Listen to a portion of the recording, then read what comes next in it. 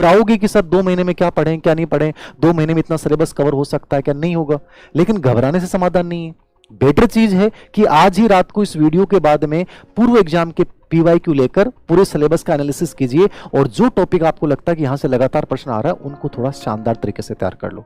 Psychology और methods को बहुत अच्छे से तैयार करना है, क्योंकि ये आपको बाहर भी कर सकती है और ये आपको आगे भी बना सकती है। ये तो होगी साइकोलॉजी की बात। सर साइकोलॉजी में क्या पढ़ें? आपको जो सबसे पसंद आए वो किताब पढ़ो।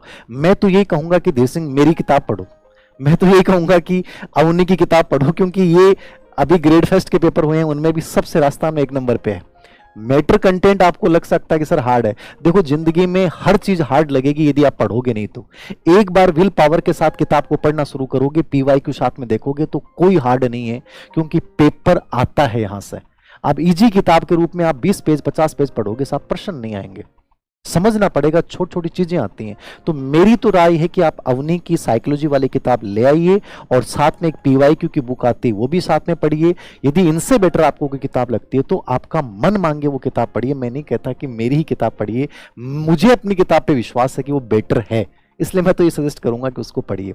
बाकी मैं एनसीईआरटी की जो साइकोलॉजी है मैं यूट्यूब के माध्यम से आपको करवा दूंगा, जनवरी से स्टार्ट करूंगा, उसके इंपॉर्टेंट सेशन लेके आपको लगभग चीजें यूट्यूब पे करवाने का प्रयास करूंगा।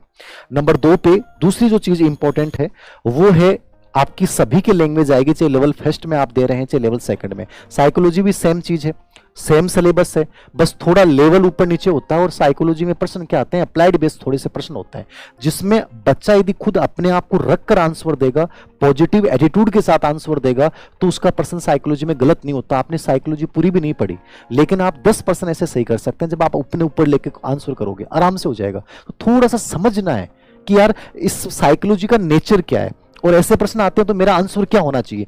कुछ चीजें ऐसी हैं जो आप 1-2 घंटे के माइंड सेट से बहुत सारी चीजें सही कर सकते हो, ना कि आप किताबें पढ़ रहे हो, दुनिया भर का कंटेंट, कोई मतलब नहीं है। समझ बनाओ उस विषय के प्रति, उस विषय की प्रकृति कैसी है, उस विषय में प्रश्न कैसे आते हैं, और उन प्रश्नों को करने का तरीका क्या हो सकता है। 3 चीजें सीख लो, फिर आपको कहीं कोचिंग करने की जरूरत नहीं है। आप घर बैठे रिट क्या कोई भी दुनिया का कोई भी कॉम्पिटिशन निकाल